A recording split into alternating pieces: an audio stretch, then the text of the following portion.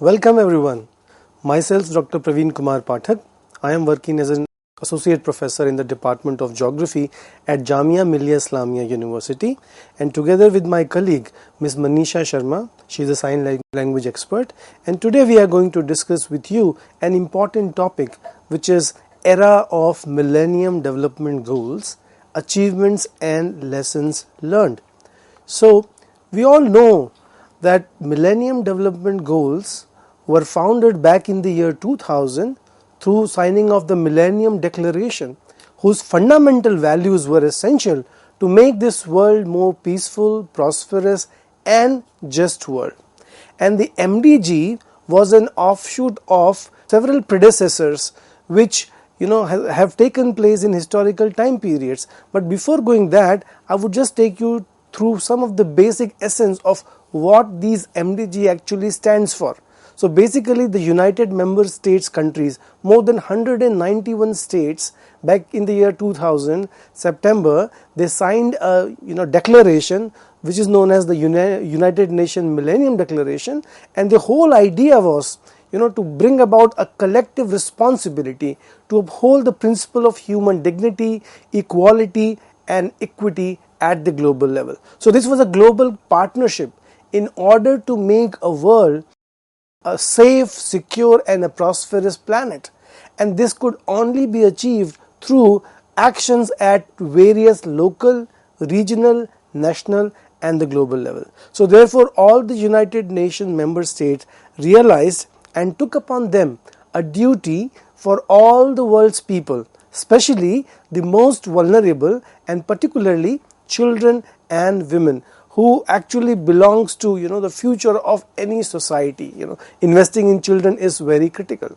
So if you look at the major development issues which were identified, they were actually 8 major goals which were identified by these United Nations member states, and they were agreed upon so that global partnership and action will translate the global scenario from 2000 to the next 15 years. And these 8 major goals included eradication of poverty and hunger. Second, achieving universal primary education. Third, promoting gender equity and empowering women. Fourth, reducing child mortality. Fifth, improvement in maternal health. Sixth, combating HIV/AIDS, malaria and other diseases. Seventh, ensuring environmental sustainability, and last, developing global partnership. So these 8 major goals emerged as the agenda for global partnership from 2000 to 2015. And there were number of previous conventions, conferences, seminars and important international events that have taken place since 1970 onwards, which were actually stepping stone for MDGs to arrive at the global scene. Among others, the MDG largely can be understood as an outcome of the OECD, the Organization for Economic Cooperation and Development committee called the DAC, Development Assistance Committee. So they recommended for the need of international development goals, which were translated and reported as shaping the 21st century strategy. So this 21st century strategy actually put forth the need and the requirement for common and shared development goals that can be identified by the developing nations in order to change and address the impending development priorities across the global south. And so therefore if you look at some of the major issues and points on which this the Shaping 21st Century report laid stress upon, the first important thing was the process of globalization. They recognize that globalization presents an unprecedented opportunity for all the nations and all the citizens who can benefit not only from economic opportunities from different part of the world, but at the same time globalization also opens door for collaborating between education, for science and technology, for culture, for music, arts, civilizational melting pots. So in this way globalization was one of the major processes which were underlined as important, helped these countries to come out with some of the important issues that can help these countries to grow forward. Second important issue was, of course, the population growth, and particularly in the developing countries, which virtually accounted for all the population increase in the world. So if you look at during the course of 2000, the world population was more than 5 billion, and it was projected to cross 8 billion by middle of the 20th century. The world population is also expected to cross 9.5 billion by 2050, and majority of these population growth is actually likely to occur in the global south, the developing countries. And so therefore, when this population is increasing, then these new population which is being added to the population pyramid are young people. So majority of these developing nations are going to be nations with number of youth and children, young people in the population. So therefore, that is an important challenge which was identified by this important report, Shaping 21st Century. Third important issue was that the growing economic interdependence, wherein because of globalization, because of open free market system, number of countries are started collaborating and opening the door of business and economic opportunities between the global north and the global south. So gradually it was realized that because of sharing of technology, because of similar economic policies across different parts of the world, it was understood that because there is a growing economic interdependence to provide opportunities for prosperity and growth in developed and developing nations, so why not there should be some common shared programs of action that can help collectively developing nations to improve the standard of living of common people in those countries. And finally, the growing diversities between the development within countries and between countries. So this was also very important challenge, because if you look at this time, 1990s and early 20s was the time that majority of the developing countries has very pressing issues, whether it is the burden of poverty and deprivation, number of population were suffering from hunger, the issues of gender inequalities was very significant even today. But it was also understood that there is a huge gap within country and between country. So gap between developed and developing nations was very wide, and also within these developing nations there was huge regional, socio-economic, cultural, rural, urban, educated, uneducated, class differences were very huge. And so therefore these were actually witnessed in different countries to different magnitude. So in order to address these common challenges, which varies in some degrees but was very much common, the issues of globalization, the issues of growing economic dependence, the issues of growing disparities and diversities, so these all led the UN member states to understand that if we come together at some platform and develop partnership, we can together address some of the major challenges that the world is going to face in the next near future. And so another important critical point which was actually felt by most of these nations was the issues of environmental sustainability. Why? Because as the global population was rising, they realized that it is putting huge stress on the environmental resources, particularly the availability of quality water, soil, health of the soil, air pollution, the issues of depleting biodiversity, etc. So all these important questions were actually very much concerning the development planners and policy makers and head of the states, because they wanted to ensure how can we rectify this issue and come out with some responsible productive and consumption patterns, so that our productivity and consumption patterns are in consonance with the carrying capacity of the earth's natural resources, which matches with the global population itself. So these are major points that were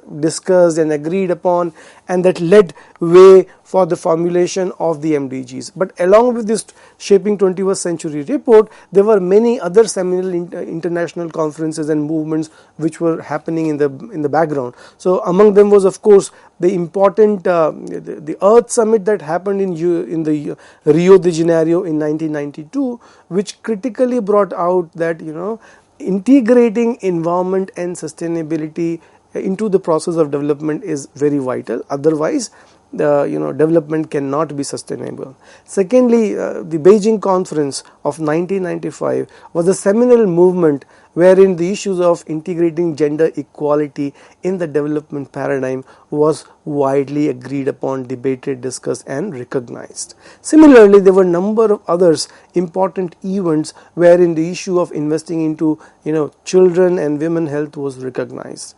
And thus all these background movements, along with the report that came from this the OECD Shaping 21st Century, provided a good realization for various countries and leaders and head of state who discussed together at the Forum of United Nations that when the world is entering into the new millennium, there are certain common challenges, there are certain common virtues and common strengths. So why not to leverage them and address these important issues for the near future? And that led to the culmination into signing of the United Nations Millennium Declarations. So with the onset of the United Nations 50th anniversary, the United Nations Secretary General Mr. Kofi Annan saw the need to address these very important and interrelated development issues, and this led to coming out of another important report called We the People, the role of UN in the 21st century, which actually led Millennium Declarations to be born. So by this time the OECD had already formed the International Development Goals, and it was combined with UN's effort with World Bank, leading to MDG era ushering in. So if you look at MDG, the focus is largely stressed upon three vital areas. First is, of course, investing into human capital, human resources. Second is improving basic infrastructures across nations. And third is increasing social, economic and political rights, with the majority of focus going towards improving the basic standard of living of the people. So these are major three cornerstones on which the MDG is laid out. And if you look at the objectives chosen within human capital, so there are three important focus if you think about how we can invest and strengthen the human capital formations. One is improving the nutrition among the population, and nutrition is very critical.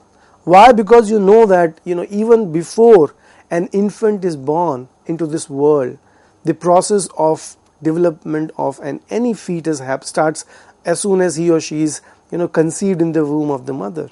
So there is an intragenerational and intergenerational growth that happens right from the time a fetus is conceived in the womb of the mother. So if the mother is healthy, if the mother is nourished, if she is properly taken care of, then she may deliver. There are many other things. She may deliver a healthy baby. And even if the baby is born healthy, it's very important to ensure that the first 1,000 days of life of these young infants is extremely critical for not only their physical motor skills, but more than 85% of the cognitive development of human being actually happens in the first 1,000 days of their life. And thus ensuring access to balanced, diversified and well-nourished food is critical for ensuring that these young infants and children achieve their biological potentials of cognition, of physical development. And investing in the first 1,000 days is an investment that is going to pay dividend for the lifetime, not only for individual and their families, but for society as a whole.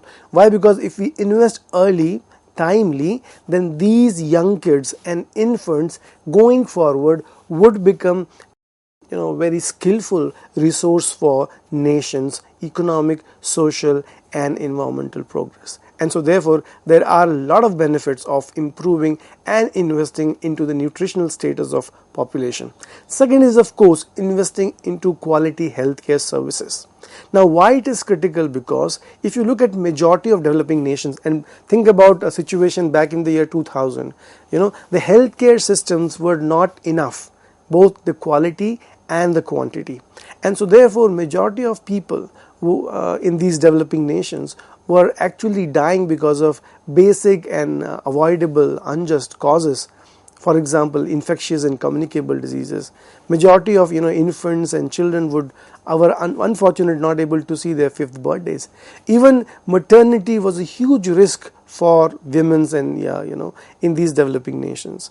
And the issues of HIV/AIDS, tuberculosis, all had a lot of impact. So society and states which were not able to invest adequately in the health system, and both preventive and curative, so in those states majority of the resources were spent on looking after the health of the people, and thus the family, the individuals, if they were not well off, if they were not healthy, so they could hardly contribute to the economic activities. So if you aggregate it up at the national level, it has huge cost. And the recent pandemic in the world recently showed us that investing in health for all is a critical investment. Everything other may not become relevant unless society and nation is healthy. So we need a good nutrition for people, we need a good health system for people, and finally we also need quality education for all citizens. And so these are 3 critical investments. Now education is far most important, because education not only ensures that population or individual would learn new skills and ideas, but also it will help them to make informed, responsible citizens with values, empathy, ethics, integrity, hard working, all these kinds of partnership, collaboration, communication, these all things comes with education. So it has number of benefits, and the benefits actually multiply as education increases. So therefore, for these developing nations, in order to grow and become prosperous, it is highly important for them to invest into human nutrition, health and education. So these are the 3 major pillars for strengthening human capital formation, which was recognized in the MDG document. Of course, second was improving the basic infrastructure.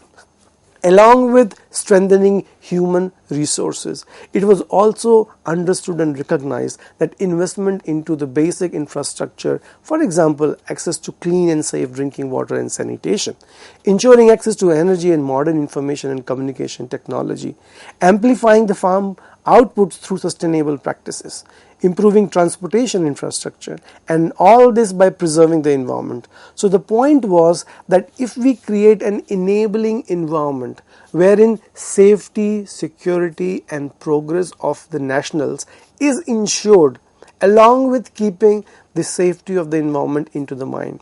So these 2 investments are very critical and reinforcing. If you invest into basic infrastructure, of course considering the local environmental fragility into mind, it will allow different regions within nations and different countries to progress in the due course. So these developments, along with investment in human capital, could ensure meet some of the major MDG goals that we will be discussing today. Now the next is of course focusing on social, economic and political rights. This was also a very significant pillar of the MDG, because every individual should have right of practicing or employment or job opportunities. Everybody's right should be protected along with the human rights ensured by the United Nations. And of course political movements, so if people's views are, or people demands, needs or their problems are reflected through political processes, this will allow both equity and also regional integration. And so therefore empowering women, reducing violence, increasing political voice of people, particularly the minorities, ensuring equal access to public services, increasing security of property rights. So these are some of the important rights that various governments do ensure. And MDG also said that ensuring social, economic and political rights of individuals are critical. And therefore these goals were chosen intending that this will help individuals capability to will be enhanced. Actually it will help people to enhance their capability and also help them to advance the means for a more productive life. So along with human capital formation, improvement in physical infrastructure, ensuring social, economic and political rights, this is a right recipe for nations to go on the process of equitable and sustainable development. So these are some of the major basic objectives on which the MDGs was actually formulated. Now I'll take you through some of the major whatever change that we have seen over the last 15 years during the era of the MDG. The first important goal was, of course, eradicating extreme poverty and hunger. So if you look at the global level from 1990 onwards to 2015, the target was to reduce the burden of poverty by 50%. And during 1990s, this is particularly for the developing nations, the burden of poverty was more than 45%. And by 2015, this was actually halved, less than 20% in the developing regions of the world, particularly the global south. So this will tell us that how because of the concerted efforts from various UN member states and number of important strategies, the burden of poverty in the developing nations have come down, and which means basically that these MDGs actually have helped to bring out millions of people from the burden of poverty line.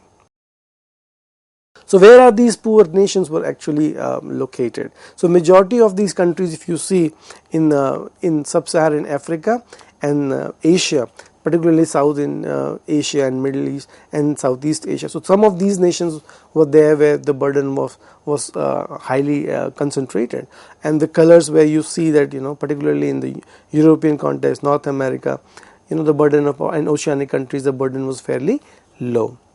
So what happened during the MDG era? The share of population living in extreme poverty has also come down, both in Asia and the African context. If you look at by countries' performance, so you may see that for example, countries such as Bangladesh, the burden of poverty has come down from 40% to almost less than 20%.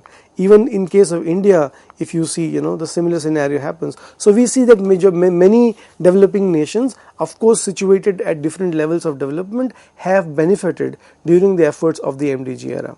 And so this was in some sense a very much success story as far as improving the economic conditions of the people, particularly the poor citizens, in the last 15 years of the MDG era. Now if you look at the share of population which was undernourished, which was also one of the important targets, so we find that the burden of undernutrition over time has come down, yet it remains to be quite significant. It has come down somewhere from 40% to almost 20%.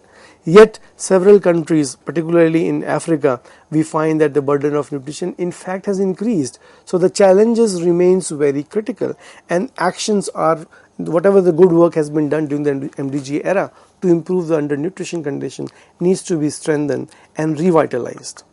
So if you look at the proportion of individuals suffering from hunger across the world, you can clearly see there is a very much correlation between the burden of poverty and undernutrition. The maps very much overlap with each other. So these are the chronic regions which happens to be poor.